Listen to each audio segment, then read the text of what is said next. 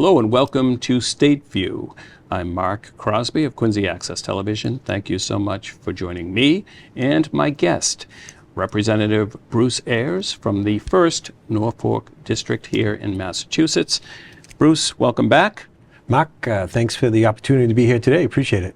Absolutely. These shows are usually full of information, and though you are in the 1st Norfolk District here in the Commonwealth, these shows play throughout the Commonwealth, which is important because legislation that is filed locally affects the Commonwealth at large. Yeah, that's true. It's a great point, and it's certainly a great way to get the word out to residents who might not be aware of some of the ongoings on Beacon Hill, some of the legislation we're debating with. I have to start with the government shutdown. It lasted longer than previous government shutdowns, and it's such a shutdown. I have a problem with that because we elect folks to basically get the job done. So I think government shutdowns are a poor excuse.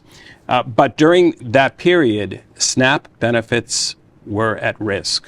And as a matter of fact, more than at risk, they were affected. That's right. And to your point, Mike, it was 43 days, the longest government shutdown to date.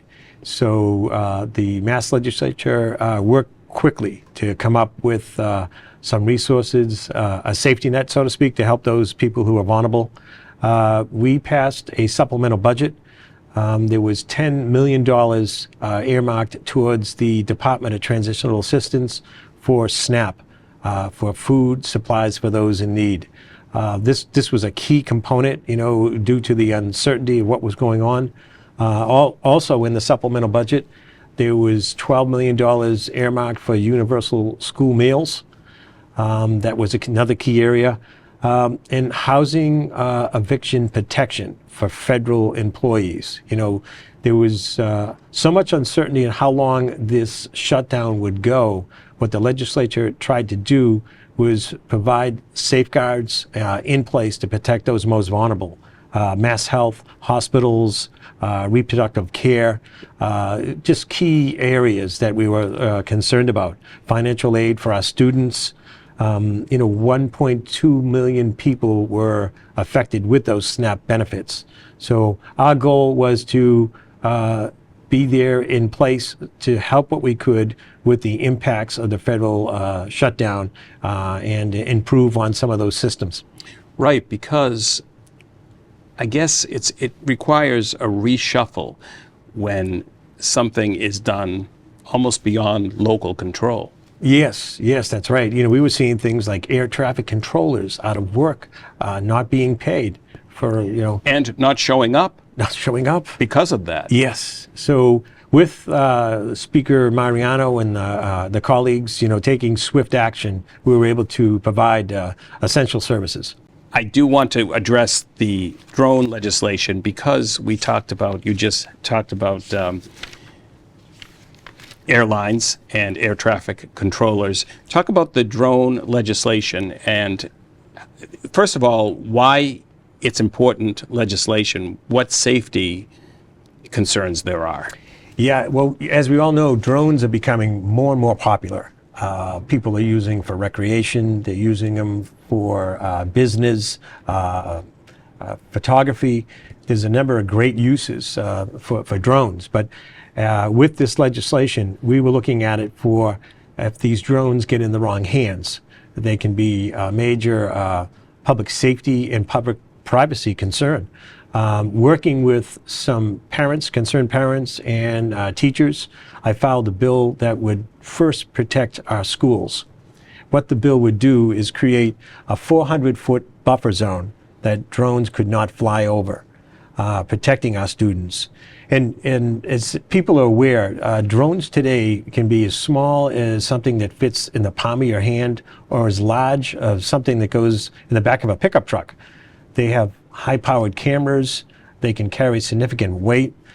So if they're in the wrong hands, they can be operated from miles away. So to prevent these drones from maybe going over our schools, the playgrounds, and other areas of concern that parents were trying to craft in this bill. We put certain provisions in that bill to address those. So drone operation is prohibited unless you have permission by the superintendent or a school official. The second bill was more geared, to your point, over airports and air traffic. What we were seeing, and we seem to hear more and more in the news, is drone use.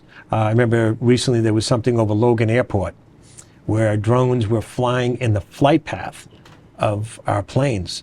You know, particularly when our pilots are trying to take off or descend, you know, they're trying to navigate their controls, and, you know, there could be a drone inhibiting that. What this legislation would do is give more assistance to the FAA, who regulates this. And what I mean by that, this would be more resources provided by the state police, the local police.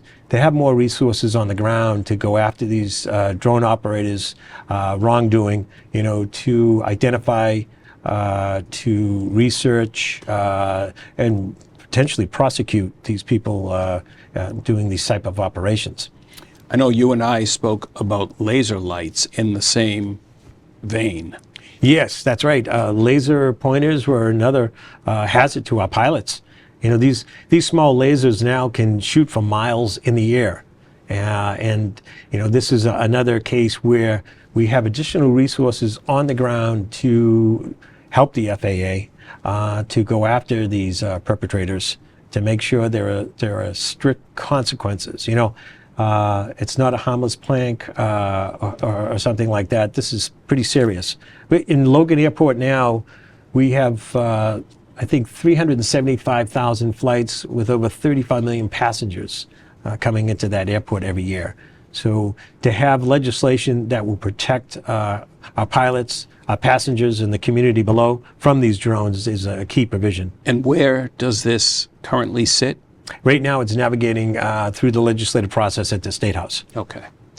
Let's talk about healthcare workers and safety as well. Sure. What the Massachusetts House Representative just passed in the House to address some of the workplace violence on some of our nurses in the healthcare industry. All too often, we're hearing more and more assaults on our healthcare workers. I think they're on average of every 38 minutes, someone gets assaulted, and 91% of those assaults are by the patient. So what this legislation would do would instruct the Department of Public Health to set up strict requirements to protect those workers. And it does a number of things. It calls for more reporting. It calls for the healthcare agencies and providers to be more accountable, to have more risk assessment programs. In the past, you know, if someone got hurt, if a nurse or somebody got hurt, if they were out of work, there's chances that they might not be getting paid. So now with this legislation, if someone, God forbid, does get hurt, they're not using up their vacation time, their sick time, they can be compensated for that. Also calls for reporting to the Department of Public Health of these incidents, and also it calls for it to be reported to the district attorney. So we want to make sure, we all know a nurse, we all know the long hours they work. We want to make sure they're protected.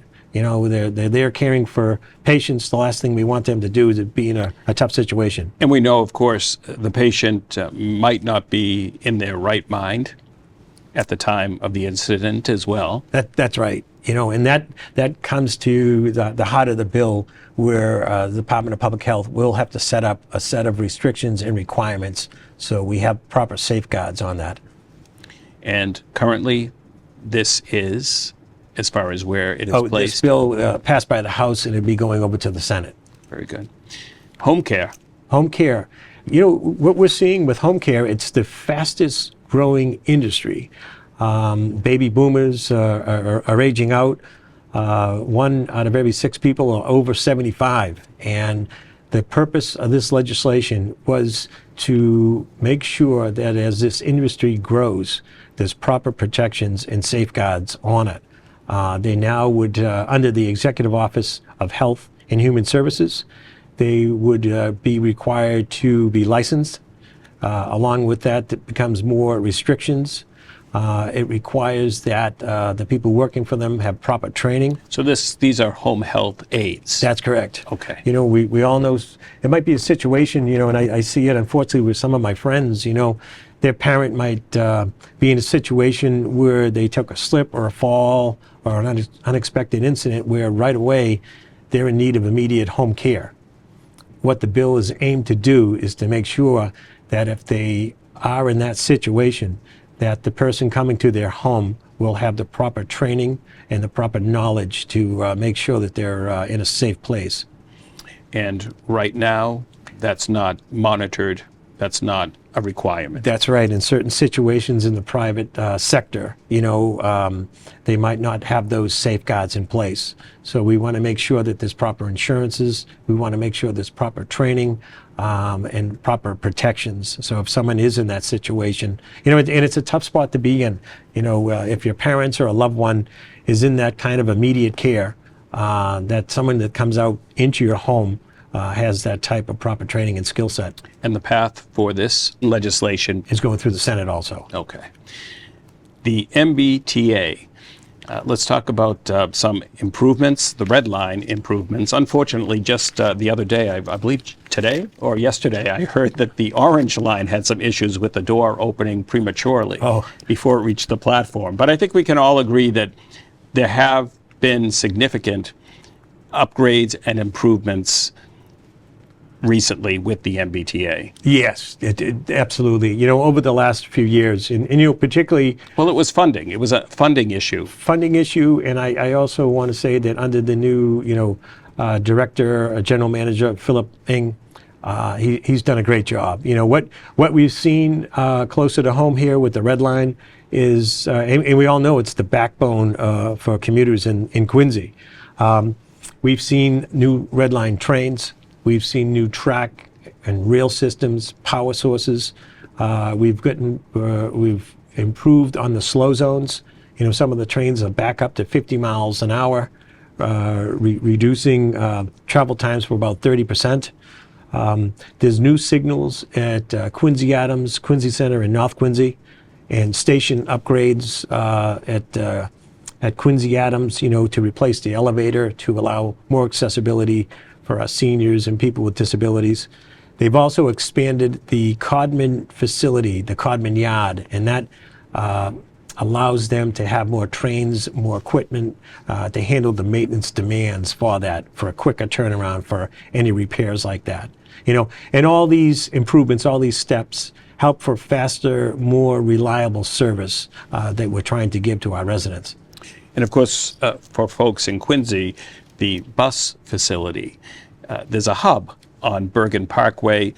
That's quite a building. I know that's currently being worked on. I don't know what the open date will be for that facility. Yeah, we're not too sure on that, but to your point, it won't be too much further out. But to have a hub right in Quincy, right in our backyard here, will be a key component for our Quincy residents and constituents. I know something that you promote throughout the, I suppose, all the months except for winter, is the MBTA ferry. Yes. Well, you know, as with the improvements we've made on land, working with the MBTA, we're working on the improvements on the water.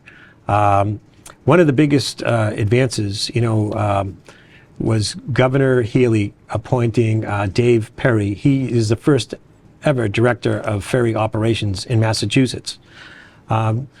Our office and others that work in a seacoast community like Quincy have been working with them closely to expand ferry service. You know, there's been a lot of advancements over the last year. Earlier this spring, we saw the christening of 2 new vessels. We also came up with new routes. Quincy commuters earlier would have to go from Quincy to Winthrop to downtown. Now they can go directly from Boston to Quincy and also Logan Airport. We're very excited about some of those investments. Working with the legislature, in our fiscal 2026 budget, we've allocated money to build upon making a full year-round ferry service. So we've been taking steps each year. Each year we learn from the past year, and we build upon that. You know, we're very fortunate to have out at Marina Bay a parking lot with over 800 spots, a pier, a dock, the infrastructure, you know, and it's important that we offer our constituents an alternative means of transportation. It's right there. It's right the there. The water is right there in our backyard. It's right there. And, you know, it not only helps for our transportation, it helps for our tourism. You know, people can park for free. They can pay $6.50 to get downtown Boston. You know, it takes traffic off our streets and even off our red lines. So it's really great to offer our constituents that. I've got to give, you know, Mayor Koch and Councilor Harris and Congressman Lynch. It's something that all city officials have worked collectively to pursue, you know, and we're going to continue to do that. And the roads aren't getting any less traveled. That's right. So anyone who has taken the ferry would note that it is a relaxing ride into town. It is. You know, I certainly encourage anyone who hasn't taken the ferry to take it, because once you do, I think you become more comfortable with the aspect of taking it. You know, there's a lot of residents in, of course, Marina Bay, Squantum, North Quincy, that take it all the time. Our ridership sees an increase every year, you know, so we're building upon that. A public service announcement, which was well done, was put out by your office to promote the service. Yes, yeah, that's right. We put that out to help create an awareness, and thank you for your help with sharing that. It was myself, Senator Keenan, and Councilor Harris, and Maureen Geary, who all play a key role in ferry service for Marina Bay. You know, so we're very fortunate to have that type of cooperation. And now with dealing with Director Perry, ferry operations, you know, we feel pretty confident that we continue to build on that. MassDOT is also currently doing outreach to gather input to expand and improve ferry service in the greater Boston area. He was down at Marina Bay this past summer at an open house where we all had an opportunity to talk to the commuters, to gather more input. So I want to ask any residents who might be watching the show today to please contact our office if you would like to give input towards the ferry service, because we're looking at additional locations we can go to, potential new ferry terminals, and ways to improve the service. So it's an ongoing project that it's showing great dividends. Speaking of public service announcements and promotional pieces, let's talk about the Helping Hand program, because I actually assisted in putting together a piece with you on that program. But specifically, for folks that don't know about the program, talk about the program, but then talk about the recent Jamaica relief effort. Sure, and thank you, Mark. Your program has been great. The Helping Hand program has been in operation for many, many years, and those who might not be familiar with it, the concept is we collect durable medical equipment from Quincy residents who no longer have a need. We take items like wheelchairs, walkers, crutches, canes, commodes, store it at our facility in Quincy, and give it to people free. Everybody is just paying it forward. People helping people, and it's found a niche. We're always helping out residents in need who might not have the right insurance coverage or proper coverage in other areas to qualify. So recently, we were contacted by Andrew Sharp from the Authentic Caribbean Foundation. He reached out to us to see if we could help after the recent hurricane, the Category 5 hurricane Melissa, that went through Jamaica. Devastated the island. 45 people lost their lives. 90,000 people were displaced. And what he wanted to do to see if we could help assist with some durable medical equipment. We had inventory, but we realized that we were going to need more. And with the help of Joe Catalano and also Bob Bosworth, we put the word out and we had a durable medical equipment drive where we went around to Quincy residents and actually picked up durable medical equipment to be used to send overseas to Jamaica. And it was quite an operation. I want to thank the Quincy residents for all their help and support. I think we might have a picture or two. That gives you an idea of just some of the inventory that we collected, thanks to the Quincy residents. From our location in Quincy, it was trucked to Boston to be put in a freight container. From the freight container, it went over to the shipping port and put on the cargo ship. Right now, it's on its way to Jamaica, and I think they said it would be there in about 2 weeks. But this equipment is going to be going to the hospitals, the clinics, to seniors, to people with disabilities. And we all know, to someone in need, a wheelchair or a walker isn't just a piece of equipment. It's their freedom, it's their independence, their dignity. It's their life. It is. And the people that helped out with this drive, they were happy to give that equipment, whether it's to someone in Quincy in need or someone in Jamaica globally in need. It's really people helping people at the end of the day. Let's talk about something that's brand new to me. Tinted license plate legislation. Sure. Tinted license plate legislation, and I'll just give you a little background on it. Since the removal of tollables and toll takers, everything now is electronic, the Easy Pass.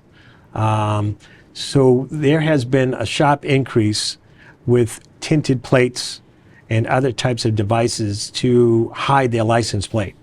There are license plate curtains, they call them, where someone can actually operate from inside their car a shield that goes down and covers their plate. And we do have a photo of that Yes. as well.